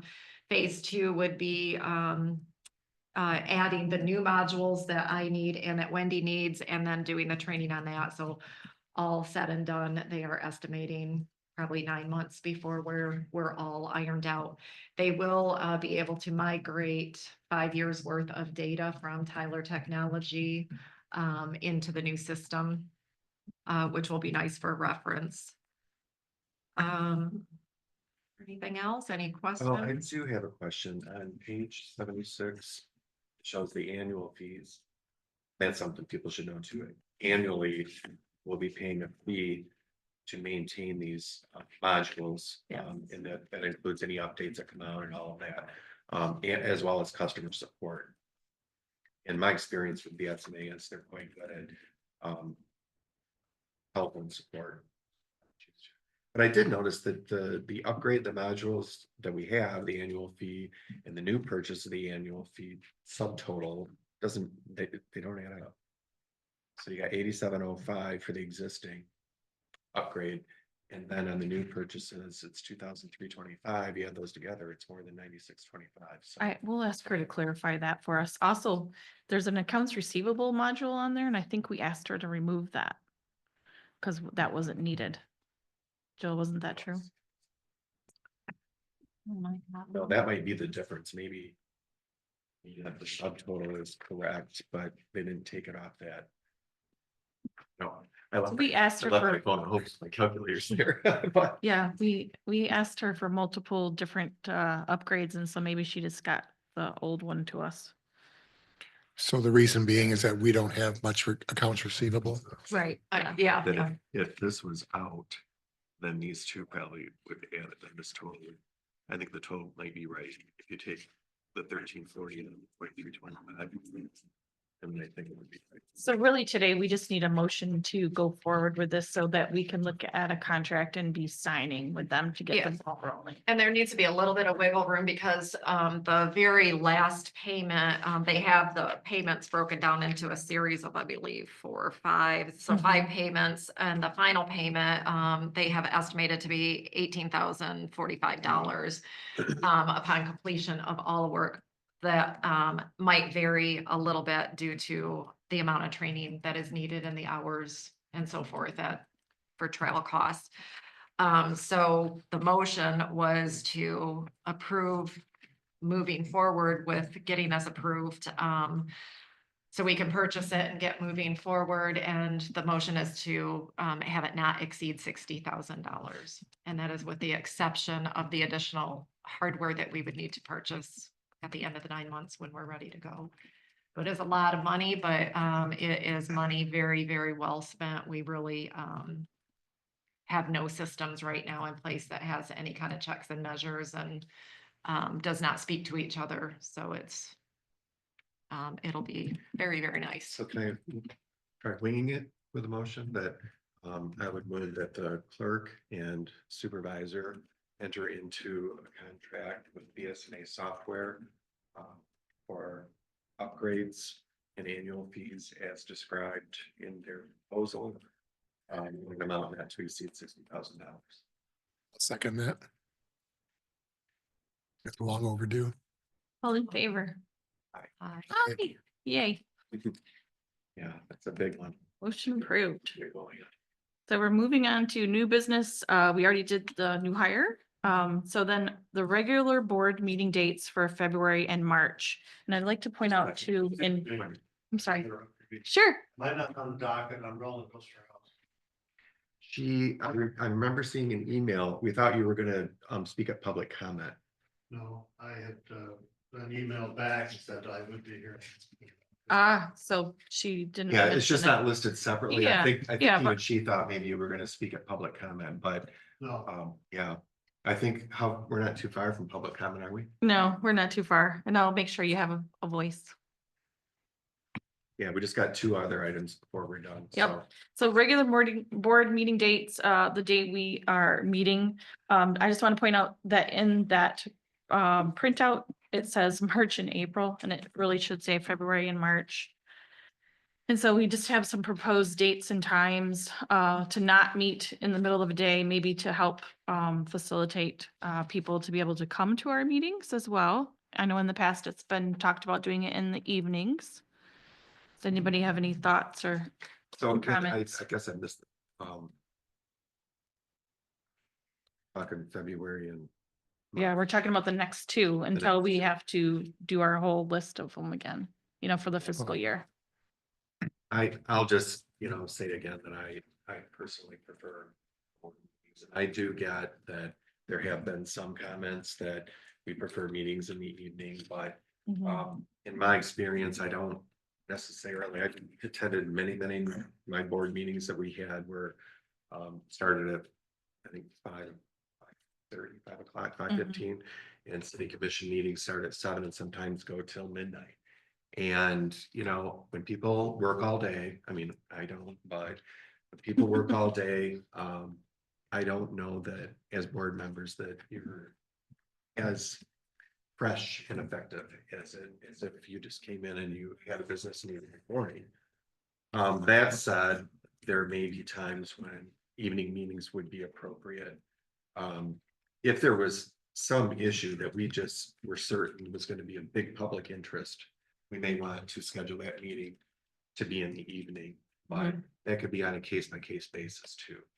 Sure. But most of the stuff that we do, we're just doing the business of running the township. It's not major zoning or ordinance amendments or things like that. So that's just my personal opinion on it. And when you look at, the 2,700 people that we have in our township, we heard from a few that would like us to have evening meetings, and we can't very well say that that's a majority, but I know even the county commissioner talked about having meetings in the evening. He even made a comment to us, don't give up your meetings. And I didn't really ask him why he said that, But like Jill had mentioned before in the past, do we need work meetings, every month, or do we need?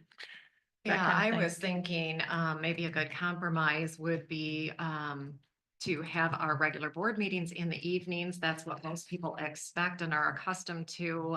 And most people are of working age in the township. They have day jobs. They're not gonna take work off to come to it at 10 to 9 o'clock in the morning meeting.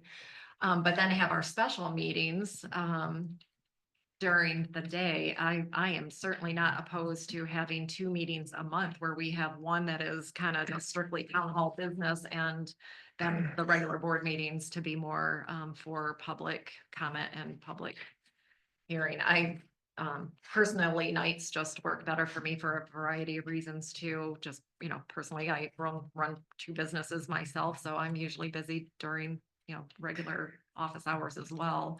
I don't think anybody besides Wendy in the town hall, as far as boards, are working full-time, that would be too tired to attend an evening meeting. I don't want to speak for you, Wendy, but yeah, I mean, I could make it through. I'm just I saying know, it's- and I could too, I'm flexible, but not like hardcore on, whether we do nights or days, I can make it happen either way. I just think evenings, I had a lot of people, actually, when we were on the campaign trail, a lot of people mentioned they really wanted to get back to evening meetings. And we could try it. If we don't get any more people showing up in the evenings than we do the day, then, there's nothing to say next year we don't switch back to days because we're just not getting the, the feedback. So I guess we're heading towards evening then. Is that your thought? That's my preference, I guess. I mean, I appreciate what you're saying, though. I mean, I think the average resident isn't that concerned about budget transfers and Yeah. the daily, Right. running of the Earnings. administrative part of it. But when you do have issues that are like short-term rentals or something, that attracts attention, an evening meeting is going to work for most people better than a day meeting. So I appreciate the thought about trying to have work sessions during the week, during the day, and then Yeah. we can more always do that. involved meetings in the evenings. So The proposals were Mondays and Wednesdays, it looks like. Mondays never work for me. Wednesdays are fine. Wednesday's not a good day for me, but Which day? Wednesday. Wednesday's not good for you? Well, are we gonna be overlapping any other meetings that are gonna be happening? That's why the Mondays and Wednesdays were proposed. Okay. If we did a Monday meeting, nighttime only would potentially work for me, but Mondays are my busiest day. Like a 6:30. Yep, that works for me. You guys have group on, like church group on Wednesday nights. don't you? Is Monday feasible for getting packets together, do you think? That's what I was curious. I mean, that means we're working on the weekend, trying to Mhm. scramble to get everything done. Well, I believe that, Linda requested that, or I think it's the desire at this point right now with the Tuesday meeting to have the packets done and on the website by Friday with Mhm. people turning your stuff in by Wednesday. Right. So I think all you need to do is just move, As we get more used to it. move everything back a day. Mhm. Just get stuff to Linda by Tuesday.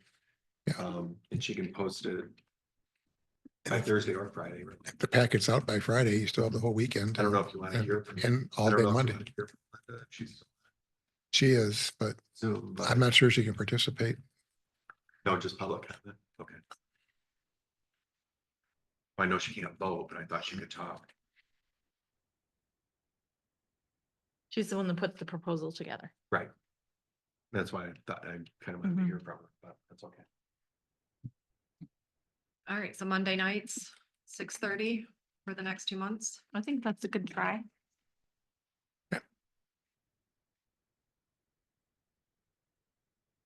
I'll make a motion to move our normal board meeting date and time to Monday at 6:30 PM. So the next one would fall on, I don't have a calendar in So front that of would be me. the second Monday of the month It would be, yes, for the next 2 months. correct. Next 2 months. The 10th, The 10th, second Monday. is that February 10th and March 10th? No.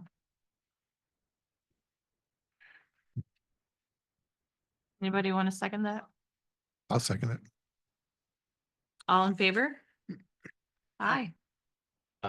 Or who was, it. which voice was the second? I couldn't tell. Thank you. Pregnant pause. We can bring coffee. That all? Okay. Or no? I'm sorry? Yeah. Was that all? Yes. Yes. One reluctant one, but it was there. Dragging me along. So next on the agenda is Tim's budget talk. Yeah, well, this is just to let you know, this is kind of the budget schedule. We have to adopt our budget by March 31st. New fiscal year starts April 1st. And I'm putting a whole new format together that I think will be a little bit easier, a lot easier for the board to kind of go through.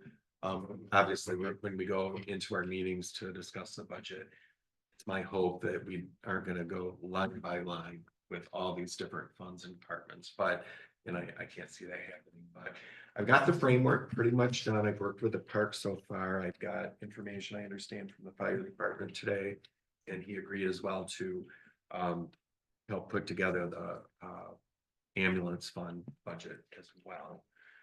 So my thoughts with all of you is planning commission. I saw some communication from Keith, right? Mhm. And he's gonna put together a proposed budget, and I think he's working with you. Yes, well, we had a discussion at the last meeting, but there were numbers that we didn't have, so we'll have that for March. Or we'll have that for the next meeting. So when I get, anybody that has information that they want to put in their budget, I don't know if it's gonna be easier for you if I take the format that I'm creating and then send you your department so that you can kind of look at. I'm gonna have 2 prior year actuals. The current year budget, year to date through December 31, that I'll get from Wendy, revenue and expense. And then we just need to project how we're gonna end the year and then do a new budget recommendation. And then I think when it comes back to the board, my understanding of it is that you have, I didn't add all these columns, but budget best practice book that I received from Linda, but it's department requested, and then they meet with the supervisor and they discuss their budget. And then it's the supervisor recommended that comes to the board. And then when you have a board meeting and discussion, you kind of move things into the approved count. We do need to have a public hearing. My thought is I would have the budget already reviewed by Linda, talk to each of the departments about does this look good to you, and that kind of a thing, goes to Linda. And when she, if she's fine with everything, we would put it on the March agenda. We would set, maybe 2, maybe 3 meetings for the month of March, which is pretty typical here. I don't know that we'll need them all. We'll need one special meeting for sure, 6 days before the budget goes into effect. We have to have a public hearing. And there's going to have to be individual motions to set the pay for the clerk, the treasurer, and the supervisor. And you can look at the packet from the prior year. So there's going to be a lot to do in March. And I think starting this early though, it'll be easier for us to kind of go through it all. And next year it'll be even easier because we'll have the format all in place. That's all I sort of have. Are you gonna provide us with a, like a template to fill in for our own budget to get back with you? Or do you just Yeah, want to I'm send us on Excel or? what? It's an Excel spreadsheet. I'll just send it to all of you. Okay, And then you'll be able to go in and for the funds that you're responsible for, or the departments that you're responsible for, then you can help fill those out, and the revenues as well. Can I help with that? I'll need assessing information.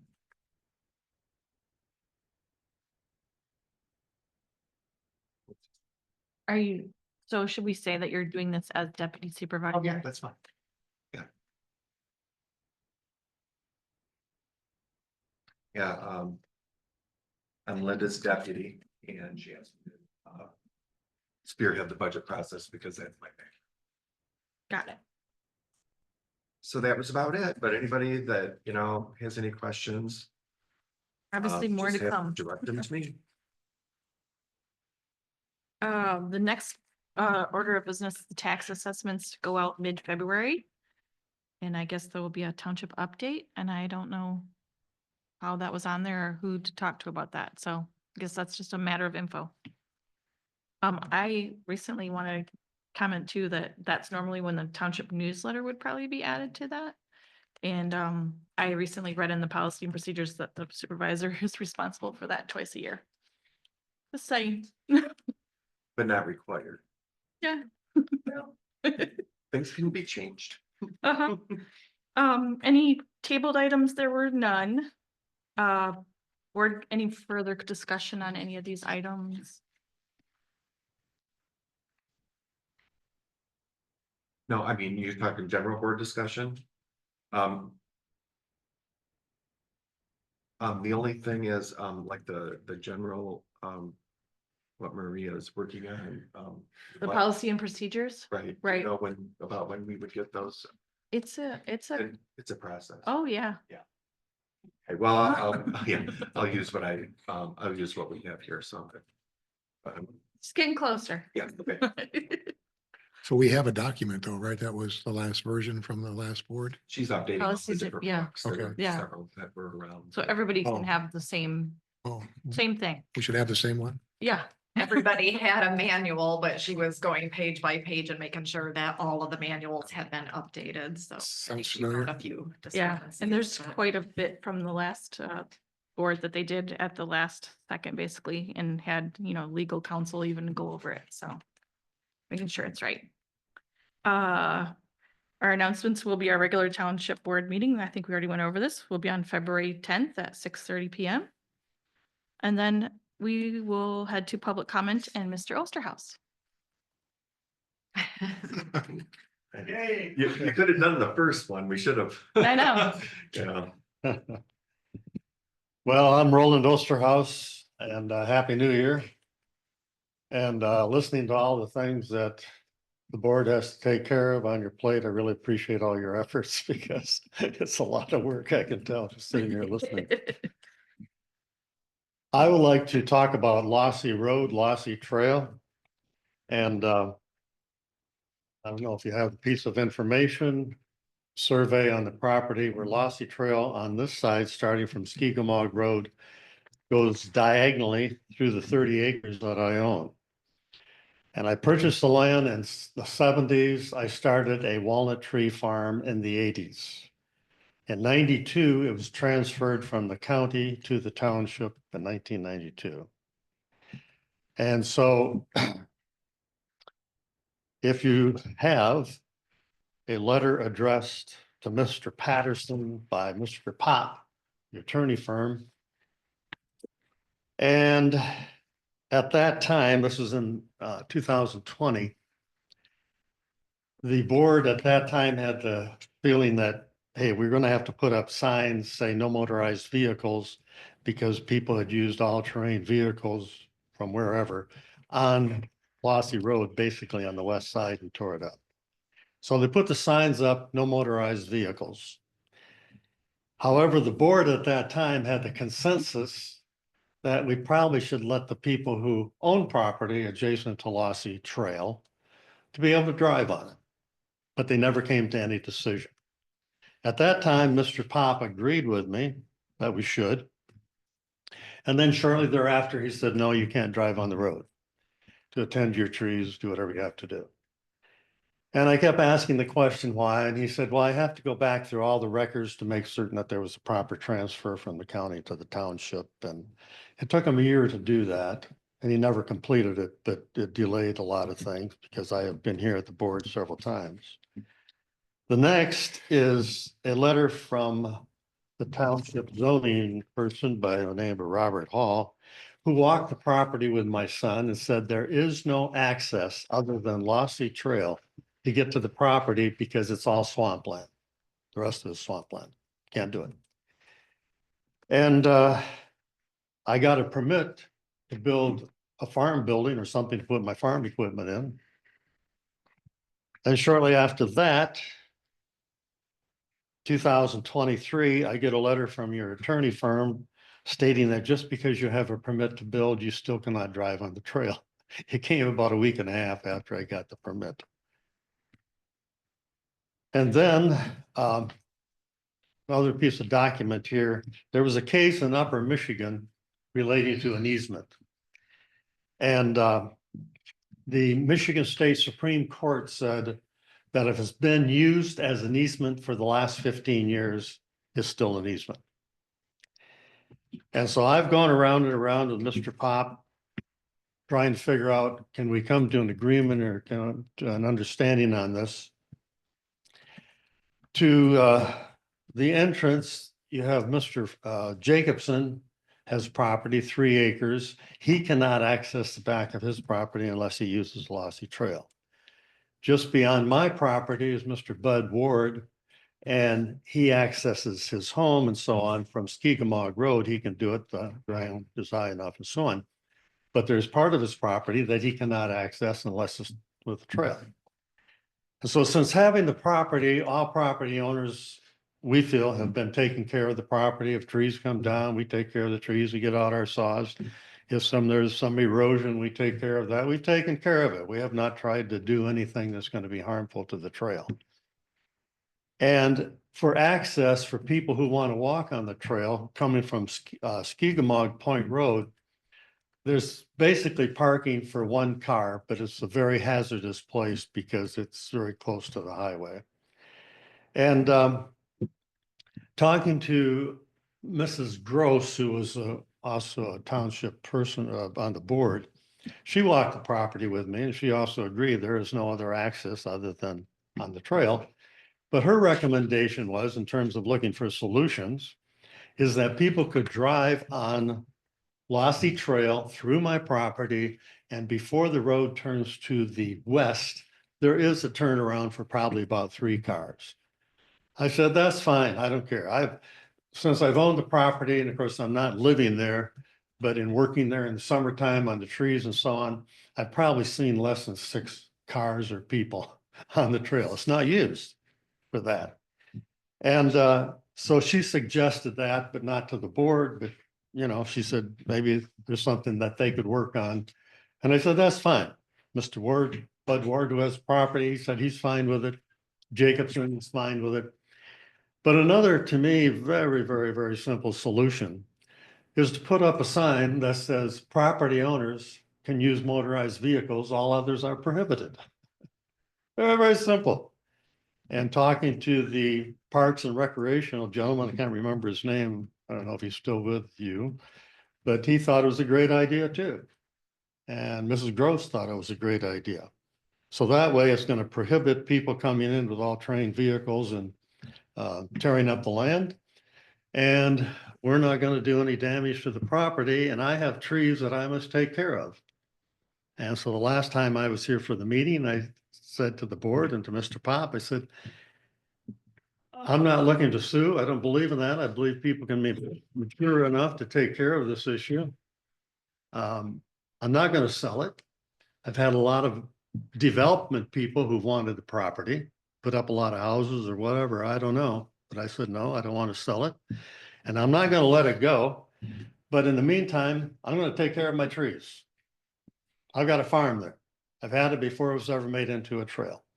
And I'm not looking for preferential treatment. I feel all property owners adjacent to Lossy Trail should be able to access it, put up the signs on both ends and take care of the issue.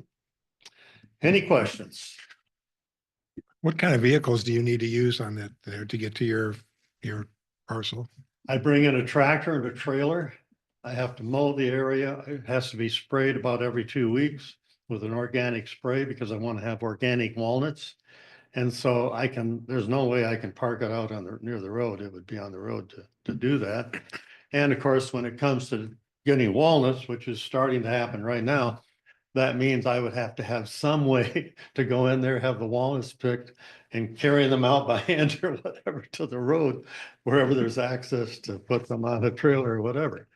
And so I must go in there and do the trimming and things like this. And so I occupy and take a fair amount of time, and I have kids who live in the area who can also help maintaining it, making certain that they're growing properly and so on. And fertilizing it has to be done a couple times a year.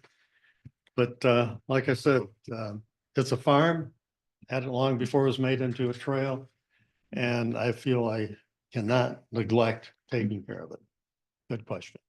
So you said you had a building you had a permit for from the prior zoning Right. administrator. What building is that? Is that a That's outbuilding? just to put in some farm equipment. Oh, it's a pole barn kind of thing, or? Yeah.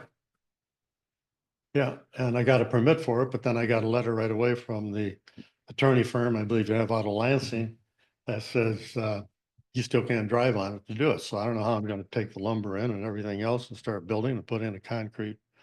Okay. Just so a, you- just a point of order though. This is public comment. Okay. So yeah, thank you ask for bringing you- this to our attention. Mhm. Obviously, as a new board, we have to look into this for ourselves. And so then we'll put that on our next agenda. That'll be good. Okay, So I will not have to be here and you can put it on your agenda. you can, yep. You don't I have live to in be- Nashville, Tennessee. and Yeah, thanks for coming here. We have Zoom. Yeah, yeah, you could always be on Zoom, yeah. Sure. Okay, The documents that you have, were those provided to anybody to get loaded for us to? 15 review? days before. You did already send all that? I sent them into Okay. Linda. I didn't see any of it. Did you guys? I It's received it, yes. it's- It'll be in our public comment book. Okay, all right, yeah, I would Okay. really like to review that. Yeah. And just for clarification, can I ask one question about where your property is? Are you on the south side of the trail? Or does your property go on both sides of the trail? Both sides. Both sides. You own the woods that are to the north and your farm is to the south of the trail? If I may show you. Survey of the property, you can see the line goes through. It goes diagonal, starts on the Mhm. one corner and goes all the way through to the other corner. Okay, You are the trail. all right. Yeah, I would love a copy of that and the other Sure, documents. that is part of it. Thank you. So I guess we have some public comment on Zoom as well. No one else. Anybody else? No. Sitting there. Mhm, Sure. Any other public comment in the hall?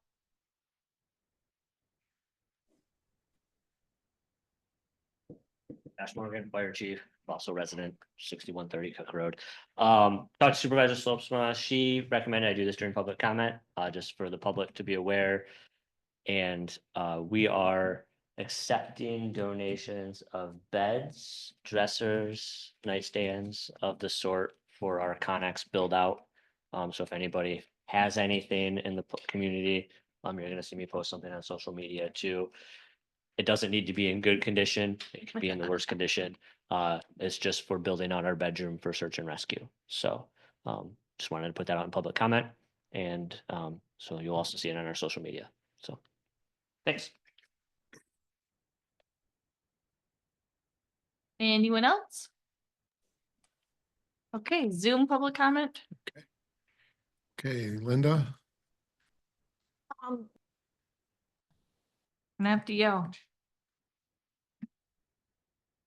can't hear you, Linda.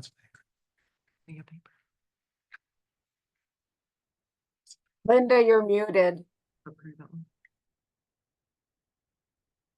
I'm sorry, I thought I unmuted, but apparently I didn't. So I will be sending out a note with the meeting change and everything. We'll get that posted to our website.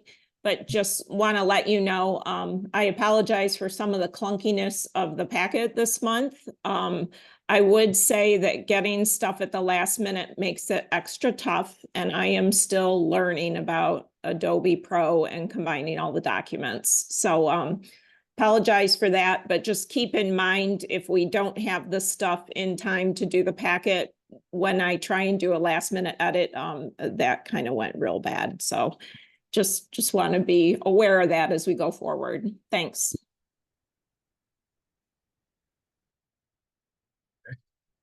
We have a private citizen. Okay, go ahead, private citizen.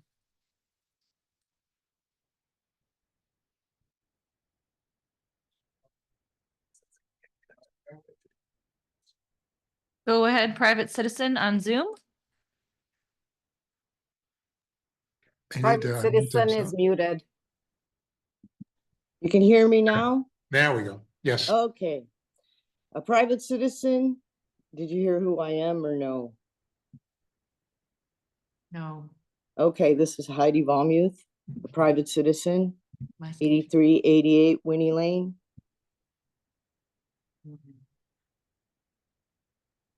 Let me know when you're ready. You're ready. A private citizen sleeps peacefully until someone pounds on their front door. Just like a shiny truck sitting in the station, a concerned citizen sleeps with one eye open. I have said this many, many times. Check the recordings. There are more wheels on Lossy Trail than there are feet.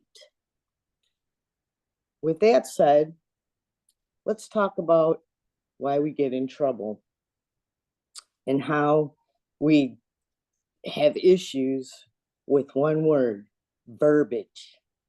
Shall and may, any. We can't hear you very clearly. I'm not sure if there's a way you can talk louder into the mic, but I can barely understand anything that you're saying. Okay, is that any better? Yes, that is Better. better. Yeah, if you could talk closer, that would be better. I'm Thank you. sorry, I'm literally have my mouth almost on top of this tablet, you guys. I apologize. Let me go over by the window.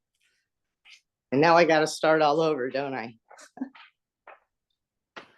Can you We still were hear hearing me? bits and Pieces, Okay, can you still hear me now better? a Yes. little, yeah. We heard verbiage, shall, may. Okay, did you hear about a private citizen or not? Yes. Okay, so you understand the difference between a private citizen sleeping and a concerned citizen with one eye open. Unfortunately, in our documentations, we have problems with the word verbiage. Shall, may, any, all.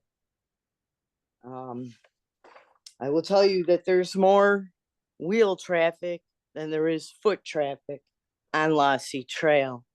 Maybe somebody should refer to the public hearing notice that was in the paper.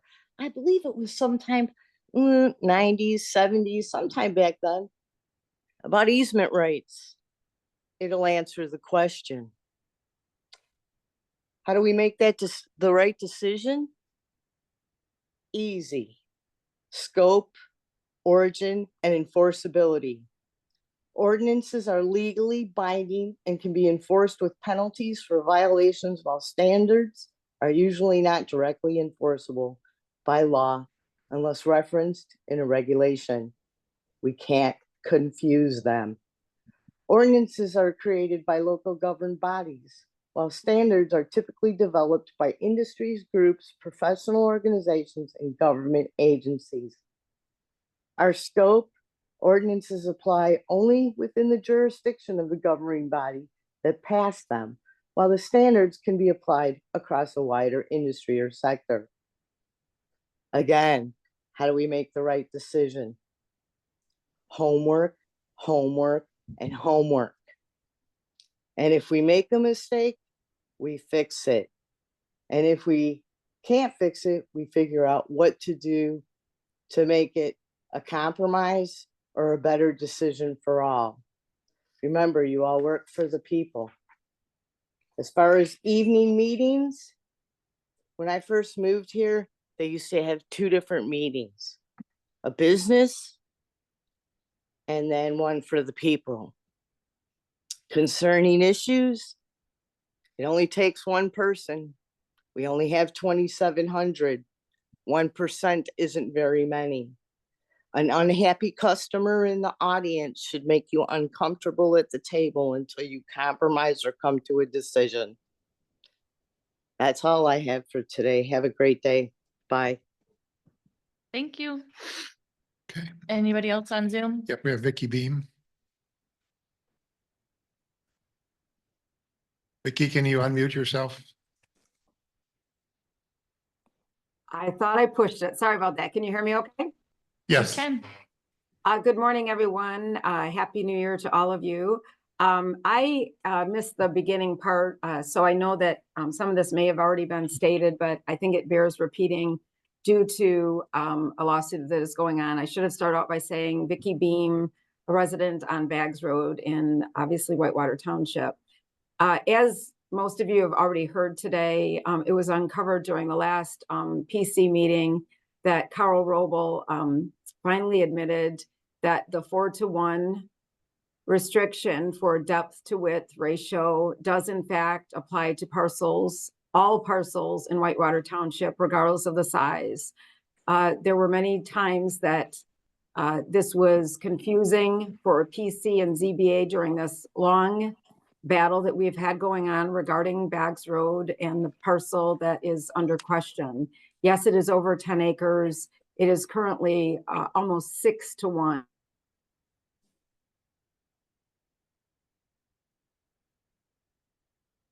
He's frozen here. That you start looking at, do we have the, I don't know if you're still able to hear because it says my internet is unstable. You can hear now. We can hear you. Okay. Our attorney that represents the township, I would encourage all of you to take a look at, is that the proper legal representation that we should have, considering the history that we've had with them? And the attorney himself should have pointed this out and given you the proper guidance in where we're at. This has become an ongoing battle that not only am I paying for through my tax dollars for attorneys that I don't feel are representing us properly, I'm also paying for attorneys on the other side to simply make sure that our township is adhering to the ordinances that have been put in place. So I think it's really important that not only does the entire PC be aware of the fact of Carl Robel finally admitting that yes, in fact, it does apply to this 10, more than 10-to-1 acre, or I'm sorry, 4-to-1 and a 10 acre. But I think it needs to be brought up in the next ZBA meeting, as Carl is a PC representative at the ZBA. This has gone on long.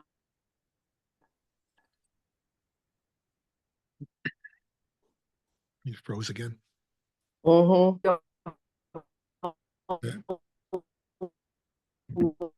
Lot of information you need to get up to step. Thank you all for your time. Thank you. Okay. I'm not sure if Heidi finished her comment there. She put her hand up again. So I'm sorry, I didn't do anything. I watched Vicky freeze, so I think there's maybe an issue. I'm sorry. No further comments on Zoom? Vicky still has her hand up. Probably just delayed. Okay. Okay, we're good. So I need a motion to adjourn the meeting. I just want to know, the clerk and treasurer did not go over their reports, but I don't think there was anything earth shattering in there. It's in the packet and there's some things we can work out, outside of this board meeting. But I just want to know, I don't know if we need to table that for the next meeting or what, but there's 2 reports that we didn't go over. So, and for the sake of time, I mean, it's already 11 o'clock. I would say we can just adjourn and move it forward. Yeah, okay. I make a motion to adjourn the meeting at 11:05. Any seconds? Are we acknowledging the fact that we didn't discuss some of the stuff that was in the packet today? That was already acknowledged, yeah, like revenue and expenditure, things like that, yeah, they're not in there.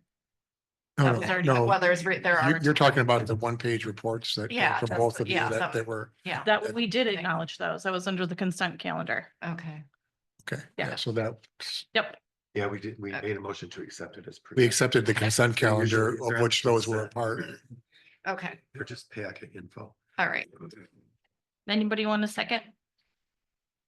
I'll second after I say happy birthday to Jill. There's some Okay. little treats here for anybody if you want something. I'm leaving it out here, so eat it. So adjourned at 11:06. Oh, I'm sorry. Thank you. Everybody in favor? Aye. Aye. Aye.